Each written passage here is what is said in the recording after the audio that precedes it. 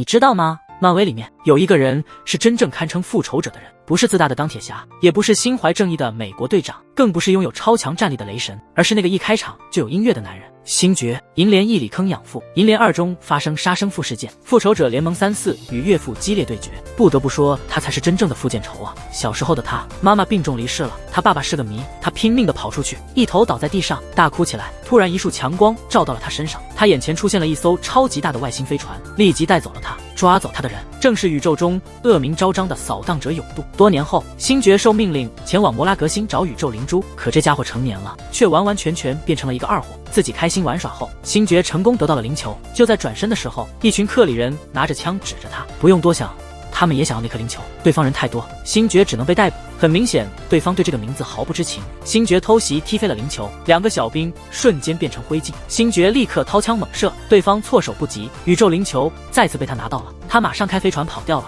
此时，永渡带来了一个视频电话，立刻把那个灵球送来给自己。但是这个家伙却想要自己独吞灵球的价值，打算暗地里将它出售。这把永斗气的脸都绿了，立刻悬赏高价捉拿星爵。另一边手下正在和指控者罗南告诉灵球掉落在哪里。罗南和大 boss 灭霸以前有个约定，罗南帮他找到宇宙灵球，灭霸帮他毁了山达尔星。灭霸还派出了他的2个养女姑娘星云和卡魔拉帮他。星爵带着灵球来到山达尔星，准备卖掉。结果卖家听到星爵口中的消息后，立马慌了，吓得赶紧把星爵扔了出去。卡魔拉早就在门口等了很久，看着这个穿着绿色衣服的姑娘，星爵的荷尔蒙瞬间飙升了，开始炫耀他手上的灵球。结果下一秒，卡魔拉立即夺走了灵球，星爵追了上去，2人狠狠地打起来了。但是可以当做灭霸的女儿卡魔拉的动作相当熟练，紧要关头，火箭及时救下星爵等几个人。格鲁特笨手笨脚的把卡魔拉绑了起来。他们原来是太空海盗，刚刚收到了永渡发布的悬赏任务，他们现在是为了抓星爵来领取赏金。趁他们纠缠之际，星爵赶紧抓住灵球就跑，卡魔拉瞬间暴走，把火箭拉下来了。然后他猛甩起50米长的刀，疯狂地朝格鲁特乱砍了一顿。星爵用电击把卡魔拉给电晕了，他转身就要逃跑，火箭拿出隐秘武器，直接来了一枪。突然，山达尔的星军团迅速到达，将他们因危害公共安全罪逮捕，把他们都关进小黑屋了。这时，一个中年男人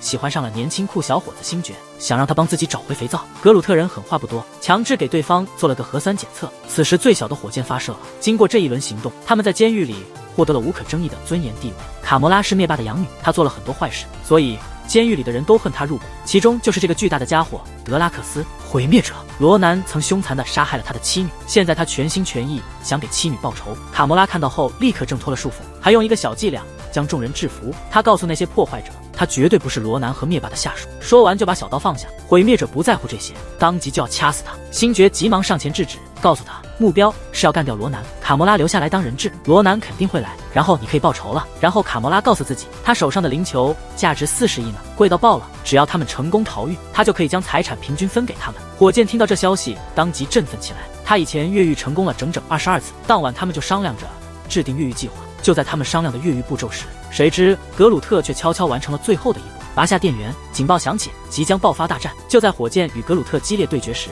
火箭骗星爵抢了个假腿，而卡魔拉负责夺取狱警手中的东西，得到一个可以带进监狱的手环。卡魔拉立刻把手环扔给了火箭，然后他们抢了一艘飞船，火箭戴上手环就关闭了警报系统。星爵把抢来的假肢递给了火箭，此刻大量狱警以围住他们，开始他们强攻了他们，眼看快被攻陷了，大家都吓坏了。好在最后一刻挺幸运的，火箭关掉了模拟重力系统，然后他们开着飞船成功逃离了。然后他们来到了一片荒凉的地方，这是收藏家的天堂，而那个买卡魔拉的灵球的人正是个收藏家。收藏家拆开灵球，那里可是个无限宝石啊！宝石有超强的力量，它能瞬间毁灭一个文明。火箭都急着出发了，赶紧要求收藏家付款。就在这时，女仆想要改变现状，走上前准备偷走宝石，但她只是个凡人，根本掌控不了这个力量。女仆立刻消失无踪。一声巨响之后，星爵在看到灵球的恐怖威力后，卡魔拉被吓到了，他们都同意了，把灵球交给了新兴军团保管。就在这个时候，罗南带着他的军队来了。原来是毁灭者这个憨憨将定位发给了罗南，为了亲自干掉他。然而罗南完全不理会他，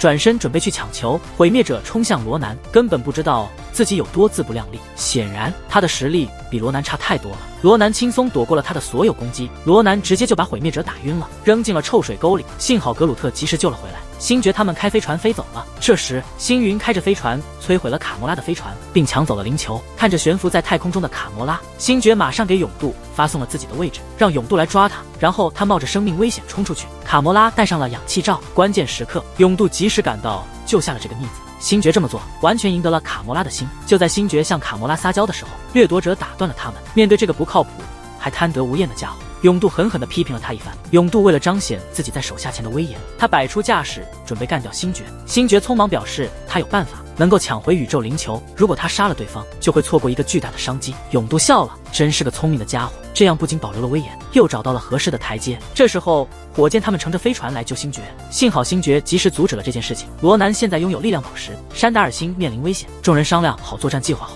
银河护卫队正式组建。与此同时，罗南拿到灵球后不打算交给灭霸，现在他已经知道了力量宝石有多厉害，他立刻将力量宝石插到自己的大锤上。现在他已经疯了，直接大喊要打败灭霸。罗南战舰就要来到山达尔星了，为了阻止罗南的行动，银河护卫队和永渡联手办事，军备在怀滩和罗南战舰上改进了钢铁材料。在永渡的号令下，2枚炮弹直接命中了罗南的战舰，战舰的位置立刻被揭露，他们立即绕到战舰的下方，开始展开猛烈进攻。战舰快被撞成一个大洞，2队人马在天空中展开激烈战斗。突然冲入的飞船遭到攻击，开始迅速坠落。醒来的永渡就硬起来了，一群敌人从后面包围了自己。接下来是永渡的巅峰时刻到了，一声口哨，瞬间擒敌全军。星爵他们在驾驶飞船直接撞向罗南的战舰，然后他们走出飞船进入舱内。星云冲出阻挡他们前进的路，毁灭者凶残寡言，用火箭炮把他轰飞了。他们随即分开行动，卡魔拉要去关掉战舰的电源，但却被星云挡住了去路。2姐妹肯定会打起来。星爵和他的2个伙伴在另一边还碰到了罗南的手下，双方立刻就开始了互相争斗。罗南的主要打手被毁坏者给捏爆了脑袋，越来越多的士兵赶到，格鲁特开始展现自己的实力。星爵和他的伙伴们完全搞糊涂了。同时，罗南使用力宝石摧毁了山达尔星的保护装置。紧要关头，星爵等人马上赶到，星爵巧妙利用手里的高科技武器对准了罗南，立刻开炮。炸响一声后，罗南轻松站了起来，力量宝石使他的防御力也增强了很多。罗南小力的挥起大锤，大家瞬间被甩飞了。毁灭者起身，迅速冲向罗南，然而罗南却突然将手掐住毁灭者的脖子，并毁灭者举了起来。就在罗南准备动手时，火箭飞船突然闯入，这一仗打得很猛烈，战舰严重坏了，开始迅速掉下来。为了保护队友，格鲁特拼了命，他伸开双臂挡住了众人。在格鲁特的照顾下，大家都活了过来。格鲁特的牺牲让火箭非常难过，以为一切都完结了，谁料罗南却毫发无损地走了出来。此时众人再也无法抗拒了，罗南也变得花心了，非得继续唠叨个不停。谁都没想到，星爵只用一段尬舞便解决了危机。等他缓过神来后，一发炮弹直接炸飞了他的锤子。星爷冲上去抓住了力量宝石，力量宝石瞬间释放出巨大力量，凡人的身体无法承受这种力量。星爵居然没被吞掉，其他人也走上前来握住了星爵的手。在大家一起努力的情况下，他们居然控制住了宝石。星爵伸出手掌，一股超强力量冲向罗南，罗南瞬间被这股力量击得丧失殆尽。卡魔拉赶紧盖上了宝石盖子，危机完全消除。此时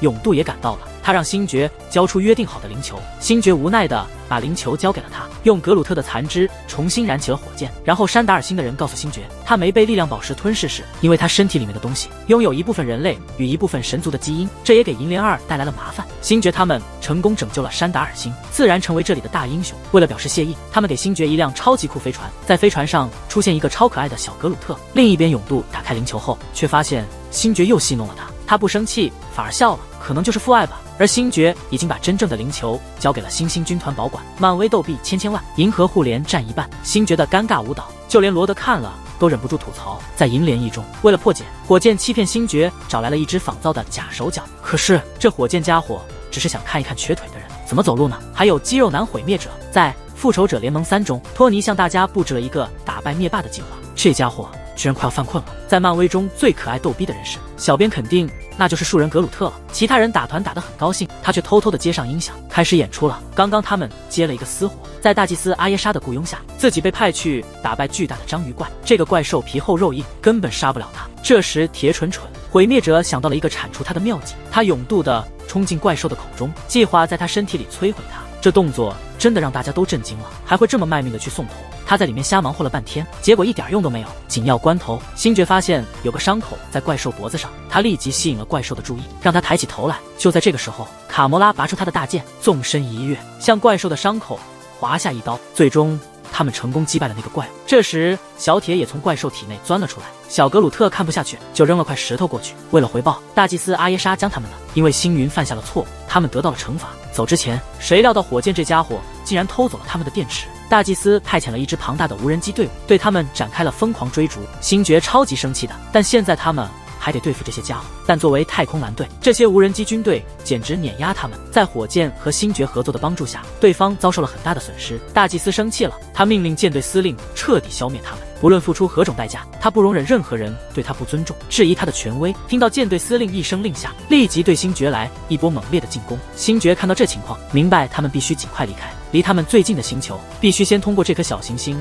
才能继续前进。星爵和火箭都想抢夺，玩飞船的时候不小心撞上了一个小行星，这时他们发现还有一艘航天器在尾随他们。毁灭者忍不了了，他迅速打开舱门冲了出去，这操作把对方震惊了。就当他们以为事情结束时，只看到两边的飞船不停地围绕着他们。就在即将被毁的时候，一个超强的力量直接摧毁了所有的飞船。突然，一个白色的蛋突然飞来，原来就是这个人救了他们。然后他们穿过空间的传送门，到了伯赫特星。飞船现在受损严重，开始快速下落。小格鲁特赶紧来点彩虹糖，减轻紧张情绪。在砍倒了49棵树后，飞船最终被迫停下来了。被撞后脑袋有点问题了。就在这个时候，那艘自动飞船渐渐朝他们驶来，然后有一对男女走了出来。星爵很惊讶，这老头居然是他亲爹。在星爵妈妈去世后，一代要求永度接管星爵，但是永度没有把星爵交给他，而是留在自己身边当做义子。然后一代邀请星爵到他的星球做客，突然冒出个爹来。卡魔拉觉得肯定有内情，但星爵却不在意。于是卡魔拉决定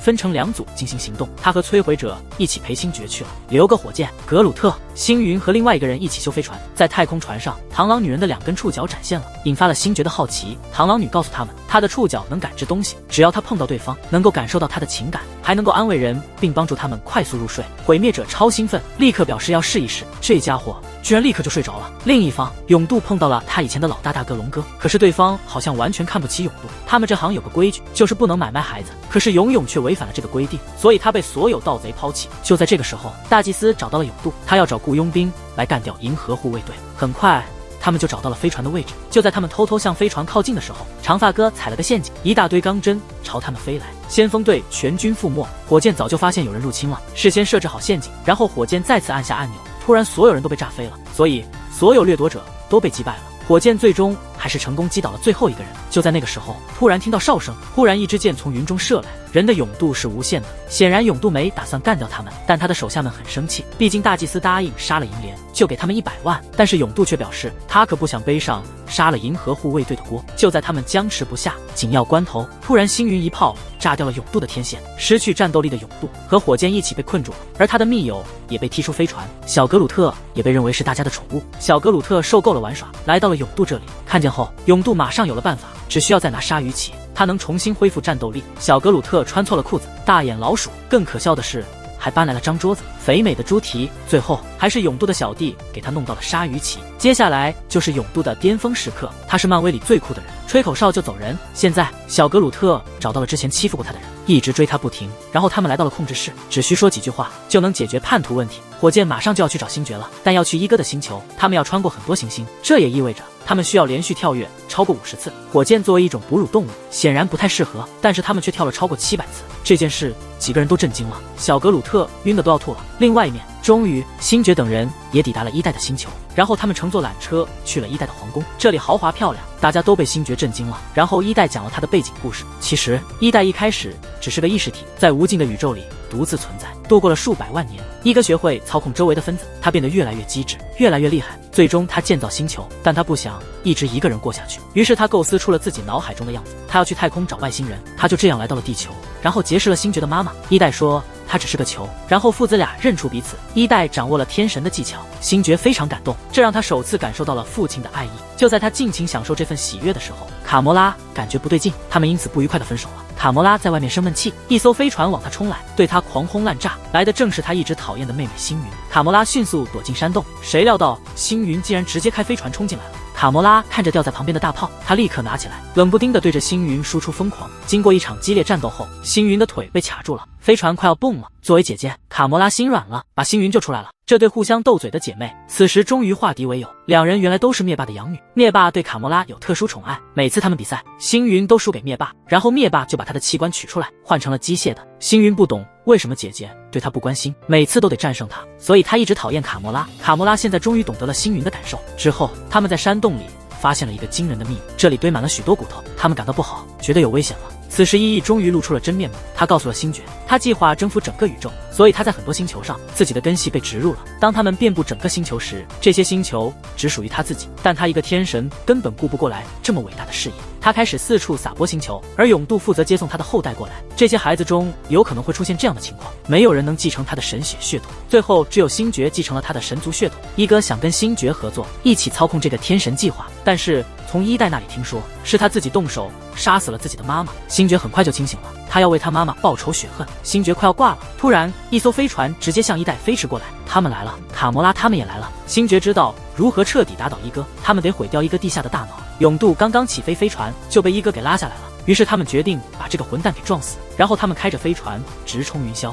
然后永渡从星爵那里听到了一哥最终想毁掉宇宙，于是他们决定再去杀他，解散了一代的老巢。他们驾驶飞船直接冲向星球的内部，不久他们就到达了地底深处，但伊伊的脑保护做得很好，紧紧包裹住，就算用激光也别想破坏它。更糟的是，大祭司还带着一大群人杀过来了，于是他们分头行动。星爵带着火箭来到一代的核心区，因为路口太窄，他们根本进不去。他们决定担负起摧毁伊伊内核的任务，给了小格鲁特怎样用火箭教格鲁特引爆炸弹。格鲁特好像完全听不明白，这火箭要爆炸了。就在火箭和星爵为了这个事情不知道怎么处理问题时，小格鲁特拿着炸弹冲了进去。大祭司的无人机大军一直纠缠不放，星云决定打出一个超强招式，在永渡的协作下，他们顺利解决了无人机的控制问题。然后大家聚在一起，银河保卫队再次聚集，他们得赶紧闪开，要不就要被炸了。毁灭者带着螳螂女走了，这时一哥也完全醒过来，立马吹口哨，但是在一代面前不够强大，很快他就被打败了。星爵再次被一代攻击中，然后被吞噬。关键时刻，永渡一句话立刻唤醒了星爵，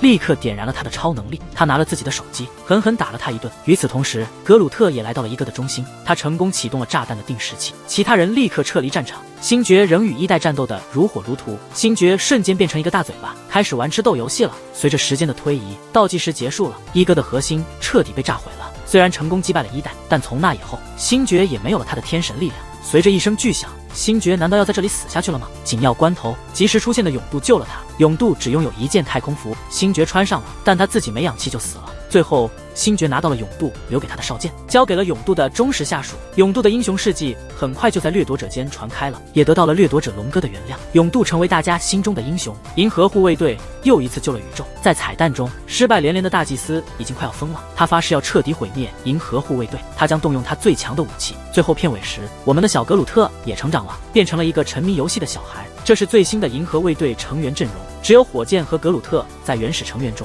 术士亚当和太空狗科莫斯都加入了团队。克拉格林和实验体保护星际，其中的原因还要从银护队说起。提到和至高族的矛盾，自从第二发火箭偷走了至高族的电池，他们结下了深仇大恨。至高族为了报仇，从至高进化那里订购了一个人造人，名叫亚当的术士。现在的银护已经购买了一片荒地，打算将这里变成他们的新家。就在他们沉浸在搬家的快乐中时，亚当骑着七彩祥云破壳而出，朝着荒凉之地逼近。第一个被攻击的人或事物正好是偷了电池的火箭，不过火箭还是以灵巧的姿态成功脱离了他的掌握。在整个荒芜的地方，没人能与术士亚当匹敌，轻松把星云搞得面目全非，把格鲁特打得只剩下头了。解决了星云和格鲁特之后，再去找火箭，这就是他的目标了。火箭正在加油准备发射，亚当击中子弹要害了，其他几个人纷纷过来阻止亚当，应该没问题。他轻易地击败了螳螂女和德拉克斯，可惜刚孵化的亚当太可惜了，还不了解社会的阴暗，被星云突袭，火箭受伤很重，在众人为他治疗时却触发了自爆开关。星际云彩想象是火箭改造者给他安装的炸弹，炸弹会在48小时后爆炸，要拆除炸弹，要找到密码。星云从火箭改造器上脱颖而出，查看奥果公司的资料，应该可以从那里找到密码。听到这个卫星，迫不及待地开飞船去找密码。火箭此刻陷入昏迷状态，回忆起过去的事情在脑海中出现，他其实就是一只普通的浣熊而已。直到有一天被奥果公司抓住做实验，他的脑袋被切开，注射了特别的药水，马上小浣熊被改造成了能够直立行走的实验对象，甚至会说英语了。他和其他几个被切断四肢的实验对象在共度时光，在实验日子里每天都找点乐子，随意跳舞。因为火箭是对大脑进行了改造，奥古公司灌输了他很多知识。短短几个月内，他的聪明程度超过了奥古公司的所有人员，包括实验对象，还为奥古公司提供了帮助，成功解决了至今困扰已久的难题。奥果公司的最新计划是什么？想要让小动物迅速演化成高级生物，然后用这些生物建立一个理想世界。但是每次创造的生物长得像人，可是他们的脾气超级暴躁。火箭只是一直观察进化，找到了问题所在。此时的至高进化还怀疑火箭的实用性。几百年来，都没被解决的难题。试试看吧。根据火箭的建议，对进化过程进行了调整。果然，后来创造的生物变得异常听话，这让奥果公司的创始人非常兴奋，并感到激动。火箭是他工作的实验对象，没想到火箭居然变得更智能了，于是决定打开火箭的大脑研究一下。听到这句话时，火箭终于决定逃跑计划的实施。最近几个月里，每次都得被拉去当实验对象，都会偷偷拿回一些东西，待在自己的固手中。花了几分钟，成功制造出一把能解锁囚禁物件的钥匙。刚刚放了朋友来拉出来，就被至高进化逮个正着。看到朋友倒下，我内心被愤怒燃起，头疼的要命，晕倒在地上了，朝他脸上狠狠打了一拳，等着守卫来了才停手。乱战中，兔子和海狮也重伤了，来不及难过。越来越多的守卫从各个方向赶来，我进了一艘飞船，完全不知道是怎么回事，凭借着聪明的头脑，轻松开飞船逃脱了危险。现在是星爵和几个人已经到奥果公司总部附近了，突然就被抢劫者挡住了去路。很快，小飞船上就坐满了人，最后卡莫拉才登场。这个卡莫拉出现在复仇者联盟4，来自过去的时间旅行者。他爸被杀后就一直待在这里，和强盗们混在一起，突然挡住星爵的飞船，帮他隐身进入奥果公司。他们几个没有被允许进入奥果公司，只能绕道进入。穿上卡莫拉准备的衣服之后，几个人跳上了那个看起来像肥肉的奥果公司，打算在大4发展，在通道上开个洞，然后隐藏。在流进去之前，火箭对星云的胳膊进行了改造，可以变成任何样子，用激光刀简单的切开了一条口子。几个人刚进去就被公司的监控发现了，快速穿上准备好的工作服，勉强躲过检查。在卡莫拉的帮助下，找到了文件负责人。星爵原本想利用自己的魅力俘获主管的芳心，以取得资料，但是这个负责人一点也不喜欢他这样长得普通的人。卡莫拉受不了了，决定动武来强迫他合作。找到了火箭的相关资料，收到资料才发现密码已经删除了，删掉之前的备份，备份一下。在奥果公司的一位记录员脑海里，一群人只能继续找那个记录员要密码。好在我找到了记录员的位置信息。经过几次空间跳跃，飞船来到了一颗星球，一个与地球长相相似的行星。星球上的建筑和地球上的完全相同，只是生物的外貌各不相同而已。双方初次见面时都小心，害怕引起误解，但是德拉克对此持否定态度。他的一个行动引起了双方的反应。原住民们一直在运用石头袭击星爵等人，直到格鲁特变得超级大，才能避免了矛盾升级。原住民跑着逃离时摔倒，星爵赶紧上去讨好对方，表示友好。这招真管用，终于从原住民那里得到了记录员的具体信息，就在那座红房子那儿。本来想当星爵，格鲁特、星云和另一个家伙去找那个记录员，到门口被挡住了。早就知道他们要来，在等着呢。但星云带着武器不能进去，只有星爵和格鲁特可以去见至高进化。至高进化将其当前状态新种创造，不爽，他们不具备创新的重要特质，而这正是火箭所具备的，所以他一直以来都想要发射火箭，但星绝不会把自己的家分给别人。这时他发现了一位不远处的记录员，他偷了火箭的密码，于是我走到他面前和他对视。在两人相互交流的过程中，对方已经派出了猪队友，得到了昏迷中的 Rocket 从星爵的飞船上。突然，红色建筑变成了一艘飞船并起飞了。猪九戒正要走，结果被卡住了。莫拉从后方突然袭击，但是人类的卡莫拉一直对付不了猪九戒，轻易被打倒。猪九戒打算给他造成致命伤害，但是亚当受伤后却被击飞，并且掰断了猪九戒的脖子。他和猪九戒都是为了更高的演进而尽力，但他更期待着这次的荣誉。在他和猪九戒争执时，卡莫拉已经带着火箭逃走了。星爵已经知道了，我想从记录员那里拿到密码，应该好好商量一下。没可能的，谁能想到格鲁特身体里藏着一个炸弹，还剩几支枪。两人背靠背转身射击，过一会儿就只有计时员没死了。现在唯一能逃离这里的方法，从很高的地方往下跳。星爵毫不犹豫地抱住记录员，格鲁特随后也跳了下去，紧紧抱住星爵的腰际。突然背后冒出了一对翅膀，最后弄成记录员背黑锅，两人安全着陆，星际争霸中逃脱了。记录员已经去世了，头上的存储器被移除了，里面有取消火箭自爆的密码。迫不及待地回到了宇宙飞船，成功将处于昏迷状态的火箭带回现实。这时他才意识到，星云、德拉克斯和螳螂女消失了。刚刚那个红色建筑起飞了，三人冲上建筑，准备拯救星爵，但他们没察觉到，在同一时间，星爵和格鲁特已经从红房子跳下来了。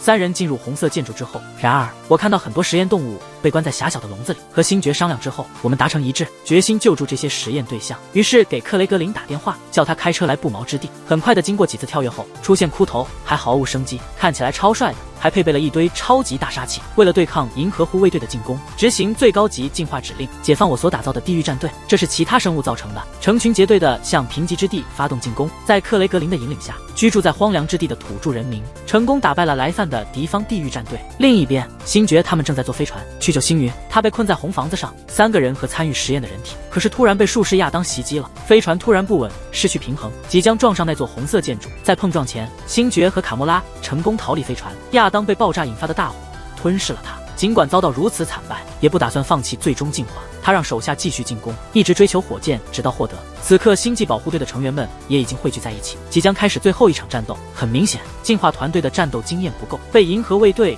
打得掉了满嘴牙。特别是格鲁特和火箭的默契打得十分顺利，星云的身体可以自我修复，让地狱战队应接不暇，很快就迈过了一个小的里程碑。现在我们要救出被困住的实验对象。在克雷格林的指导下，实验体可以通过将不毛之地和红色建筑的入口对接。为了保持连接稳定，科莫斯使用思维控制太空狗。在救援中，格鲁特找到了术士亚当，并把他救了出来。亚当被弄得动心了。当所有实验体得救后，火箭听到了远处仓库传来的声音，装满了从地球上捕捉来的动物。在中间有一群小浣熊，终于认识到自己是一只浣熊，把这些孩子全都抱起来准备走。被隐藏的进化力量突然袭击了。突然，其他银河护卫队的人也来了，在连续攻击下被卡莫拉击倒。现在的红房子在之前的战斗中已经岌岌可危，赶紧离开。有几个人打开了仓库的笼子，放出了被禁锢的动物，但是科莫斯已经精疲力尽了，无法继续使用思维稳定掌控2艘飞船。就在他倒下的瞬间，红房子和荒地离得越来越远了，但星爵还在即将爆炸的红楼上，竭尽全力在爆炸发生之前赶紧从那座红色建筑里跳了出来。但是爆炸的威力并没有把他彻底摧毁，但是停在了2艘飞船之间。他的脸在太空中冻结膨胀起来。格鲁特伸出双手，迅速生长，希望能救他，但是手被寒冷冻伤脱臼了，他根本不能像星爵一样成功。就在星爵即将爆炸的时候，亚当术士突然现身，和星爵一起降落在一片荒凉的地方。终于一家人又团聚在一起了。这件事过后，奎尔决定回地球陪快不行的外公。星云和德拉克斯待在了一个荒凉的地方，打造全新的世界。最后一批银河守护者，圣火箭和格鲁特，但是又来了新成员，其中有被救出的实验体和他们的守护星河，还有被辐射的狗狗变得超能了。科莫斯和术士亚当、克拉格林。